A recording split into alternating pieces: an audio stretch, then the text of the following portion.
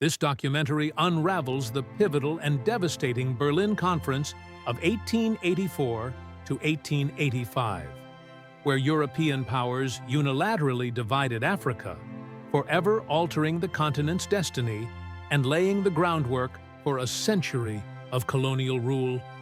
The late 19th century.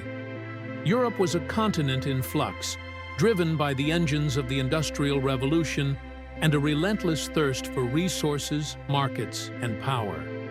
As nations vied for dominance, their gaze turned south towards a continent largely unknown to them, yet brimming with tantalizing potential. For centuries, European engagement with Africa had largely been confined to coastal trading posts. But now, advances in medicine, like quinine, and technology, such as steamships, opened the interior.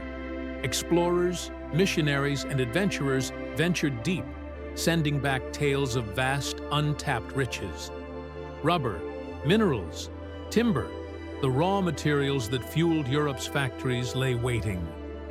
This burgeoning interest quickly escalated into a frantic scramble for Africa. Nations like Britain, France, Germany, Belgium, and Portugal began staking claims, often overlapping, leading to dangerous rivalries. The potential for conflict, not just in Africa but back in Europe, loomed large. Something had to be done to manage this uncontrolled expansion. And so, in November 1884, at the invitation of German Chancellor Otto von Bismarck, representatives from 14 European nations, along with the United States, gathered in Berlin. No African leaders were invited. No indigenous voices were heard. For 3 months, these men, seated around a large table, meticulously drew lines across maps of a continent they barely understood. They discussed effective occupation, meaning a European power had to demonstrate real control over a territory to claim it. They set rules for navigation on the Niger and Congo rivers. They even outlawed the slave trade, though forced labor would soon replace it in many colonies. The stated aim was to promote civilization, commerce, and Christianity. The unspoken truth was the pursuit of power, prestige, and raw materials. With the stroke of a pen, ancient kingdoms were erased. Diverse ethnic groups were arbitrarily lumped together or split apart. And the future of Africa was decided not by its people, but by distant powers.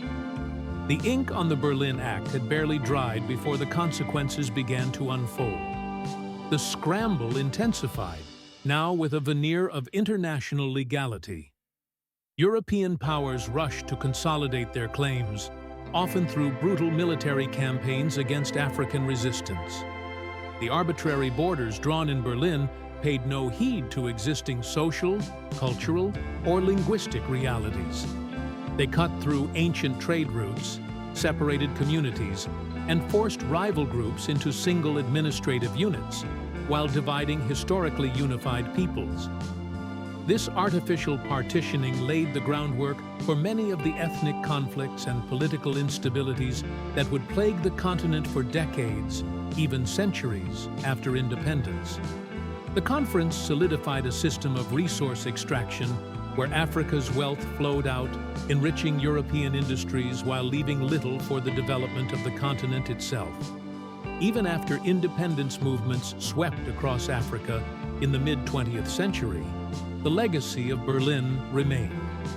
The borders, the economic structures, and often the political systems inherited from colonial rule continued to shape the continent. The Berlin Conference stands as a stark reminder of a moment when a continent's fate was decided without its consent, a pivotal event whose echoes resonate to this very day.